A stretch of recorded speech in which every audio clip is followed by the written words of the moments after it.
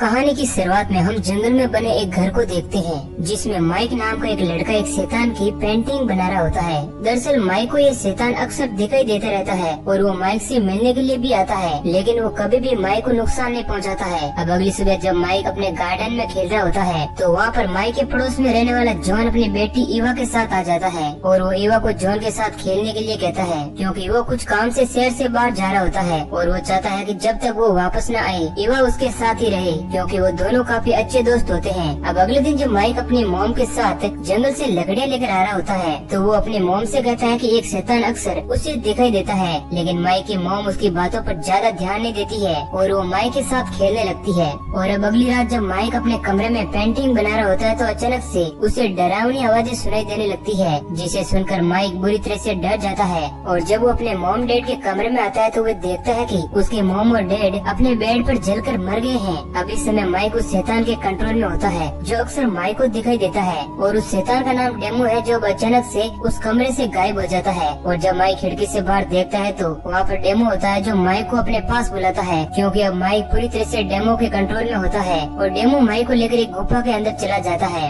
इसके बाद हम 20 साल बाद का समय देखते हैं जहाँ पर जंगल के बीच में कुछ वर्कर्स मिलकर एक घर बनाने की कोशिश कर रहे होते हैं। वही दूसरी तरफ उस गुफा से धुआं निकलने लगता है जिसके अंदर आज से 20 साल पहले माइक गया था। और अब अगले ही पल उस गुफा में से एक आदमी बाहर निकलता है और फुल स्पीड से जंगल में भागना शुरू कर देता है। अब यह आदमी और कोई नहीं बल्कि माइक ही होता है जो आज पूरे 20 साल के बाद गुफा से बाहर निकला होता है। माइक भागता हुआ उस जगह पर पहुंच जाता है जहाँ पर जंगल में कुछ वर्कर्स एक घर बनाने का काम कर रहे होते हैं। अब यहाँ पर माइक एक वर्कर का बैग चुरा लेता है जिसमें उसे कुछ कपड़े मिलते हैं जिन्हें वो पहन लेता है। इसके बाद माइक अपने घर के पास आता है और वो देखता है कि उसका घर एक खंडर में बदल गया है, क्योंकि सालों से इस घर में कोई नहीं रह रहा है। अब अगले सीन में हम उन्हीं वर्कर्स को देखते हैं जो जंगल में पूरे दिन काम करने के बाद रात में जब ये लोग आपस में बातें कर रहे होते हैं तभी वहाँ पर एक खतरनाक शैतान आ जाता है जिसका नाम बिल्ली होता है। अब बिल्ली को देखकर सारे वर्कर्स बुरी तरह से डर जाते हैं, लेकिन इससे पहले कि वो अपनी जान बचाकर वहाँ से भागते बिल्ली जोर से चिल्लाने लगता है, जिस वजह से वहाँ पर मौजूद सारे लोगों को बहुत ही तेज दर्द होने लगता है और वो नीचे गिरकर तड़पने लगते हैं। अब बिल्ली अपने काले जादू से एक वर्कर को पूरी तरह से डेमोन बना देता है, जिसके बाद वह शैतान बना वर्कर अपने ही साथियों पर हमला कर देता है और उन्हें बहुत ही बुरी तरह से मारता है। अब अगले सीन में हम जंगल के एक हिस्से में कुछ दोस्तों को देखते हैं जो जंगल में कैंपिंग करने के लिए आए हुए हैं और वे खूब एंजॉय कर रहे होते हैं। तभी वहाँ पर टोरी नाम का एक दूसरा डेमोन आ जाता है जिसे देखकर सभी लोग बुरी तरह से डर जाते हैं। अब बिल्ली की तरह टोरी भी अपने ब्लैक मैजिक की पावर से सभी लोगों को हिप्नोटाइज कर देता है, जिसकी वजह से सभी लोग अपने ही दोस्तों पर हमला करना स्टार्ट कर देते हैं और अंत में सभी लोग मारे जाते हैं। अब अगले सीन में हम सीना नाम के एक दूसरी शैतान को देखते हैं जो अपने काले जादू की मदद से मुर्दों को जिंदा करने की कोशिश कर रहा होता है और फिर वे उन सभी मुर्दों को जिंदा करने के बाद एक तरफ चलने के लिए कहता है, जिसके बाद वे सारे मुर्दे उसी दिशा की तरफ चलना स्टार्ट कर देते हैं। दरअसल ये तीनों डीमन यानी बिल्ली, टोरी और सीना सालों से कैद में थे, लेकिन अब ये किसी तरह आजाद हो चुके हैं और इंसानों को मारकर पूरी दुनिया पर कब्जा करना चाहते हैं। और ये तीनों खतरनाक राक्षस कैसे कैसे आजाद हुए हैं और इनको आखिर कैद किसने किया था, ये कहानी में हमें आगे पता चलेगा। अब दोस्तों, कहानी में आगे बढ़ने से पहले आपसे रिक्वेस्ट है कि अगर आपने हमारे चैनल मूवी सिंगर को सब्सक्राइब नहीं किया है तो सब्सक्राइब कर ले, क्योंकि इसी तरह के अच्छे अच्छे वीडियो आपको मिलते रहेंगे। अब वीडियो में आगे अब अगली सुबह हम ईवा को देखते हैं जो अपने डैड के साथ पेंटिंग बना रही होती है। कुछ देर पेंटिंग बनाने के बाद ईवा के डैड जॉन अपने खेतों में काम करने के लिए वहाँ से चले जाते हैं और ईवा भी घर के अंदर अभी भी पेंटिंग बना रही होती है। इधर जॉन जब अपने खेतों में काम कर रहा होता है तो वहाँ पर सेना के द्वारा जिंदा किए हुए मुर्दे आ जाते हैं। अब मुर्दों को अपनी तरफ आता हुआ देखकर जॉन बुरी तरह से डर जाता है और अपनी जान बचाकर वहाँ से भागने की कोशिश करने लगता है, लेकिन वो उन आदमखोर मुर्दों से ज्यादा देर तक नहीं बच पाता है और आखिरकार वे मुर्दे उसे मार डालते हैं। अब ईवा जब आवाज सुनकर बाहर आती है तो वे मुर्दों को अपने डैड की बॉडी खाता हुआ देखकर बुरी तरह से डर जाती है और गुस्से में अपनी गन से मुर्दों पर हमला कर देती है। इस दौरान वे कईयों को मार डालती है, लेकिन मुर्दों की संख्या बहुत ही ज्यादा होती है, जिसकी वजह से ईवा को भी अपनी जान बचाकर वहाँ से भागना पड़ता है। ईवा किसी तरह अपने डैड की कार में बैठकर वहाँ से निकल जाती है। वहीं दूसरी तरफ हम माइक को देखते हैं जो खाने की तलाश में इधर उधर घूम रहा होता है। अब जब माइक रोड पर आता है तो वहाँ पर ईवा भी तेजी से अपने डैड की कार लेकर आ जाती है और वो माइक को टक्कर मारते मारते बचती है। माइक ईवा को पहचान जाता है। ईवा इतने दिनों बाद माइक से मिलकर बहुत ही खुश होती है। इसके बाद माइक ईवा को अपने घर ले आता है जो पूरी तरह से बर्बाद हो चुका है। ईवा माइक से पूछती है कि तुम इतने दिनों से कहाँ थे। तब माइक कहता है कि आज से 20 साल पहले जब वो डेमो के बुलाने पर गुफा के अंदर गया था तो वहाँ पर डेमो ने माइक को ब्लैक मैजिक सिखाना स्टार्ट कर दिया। और जब माइक डेमो से वापस अपने घर जाने के लिए कहता है तो डेमो माइक को ये कहकर मना कर देता है कि अब ये गुफा ही तुम्हारा घर है। जिसके बाद अब माइक डेमो के साथ ही गुफा में रहते हुए बड़ा हो जाता है। अब एक दिन डेमो अपने सारे पावर्स माइक को दे देता है, जिसकी वजह से माइक बहुत ही ज्यादा पावरफुल बन जाता है।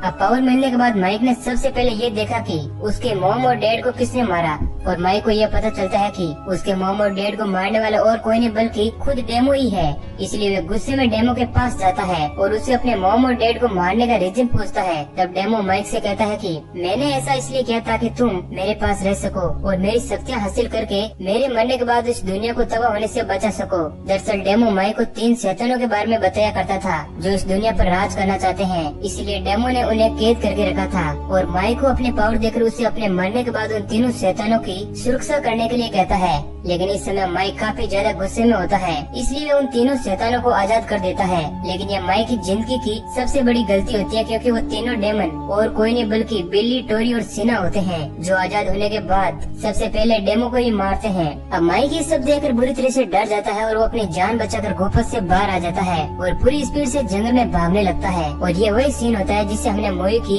शुरुआत में देखा था। युवा माइक की इन बातों को सुनकर बहुत ही दुखी होती है और रोने लगती है, क्योंकि उसे पता चल गया होता है कि उसके डैड की मौत का जिम्मेदार कोई और नहीं बल्कि माइक है, क्योंकि अगर उसने उन तीनों शैतानों को आजाद नहीं किया होता तो ईवा के डैड आज भी जिंदा होते। ईवा को रोता हुआ देखकर माइक उसे समझाता है और कहता है कि उसने ये सब जानबूझकर नहीं किया था। वहीं दूसरी तरफ हम जंगल में बिल नाम के एक शिकारी को देखते हैं, जो अपने दोस्त के साथ जंगल में शिकार की तलाश में इधर उधर घूम रहा होता है कि तभी उसे जंगल में अजीब सी आवाजें सुनाई देने लगती है। और जब बिल उस तरफ देखता है तो वहाँ पर टोरी होता है, जो एक लेडी को मारकर खा रहा होता है। अब यहाँ पर टोरी ने भी बिल को देख लिया होता है, इसलिए वो अपने काले जादू की मदद से टोरी को हिप्नोटाइज कर देता है, जिसकी वजह से बिल अपने ही दोस्त पर हमला कर देता है और वो एक तीर से उसे मार डालता है। अब अगले सीन में हम 2 लड़कियों को देखते हैं जो अपनी कार लेकर जंगल के रास्ते से जा रही होती है कि तभी जंगल में उन्हें जाता हुआ देखकर सारे मुर्दे उनका पीछा करने लगते हैं। अब जब वो रास्ते में एक मुर्दे को सड़क पर अजीब तरह से चलते हुए देखती है तो उन्हें लगता है कि वो कोई आदमी है जो कि मुसीबत में है, इसलिए वे लड़कियों की मदद के लिए अपनी कार को रोक देती है और उसकी तरफ जाने लगती है।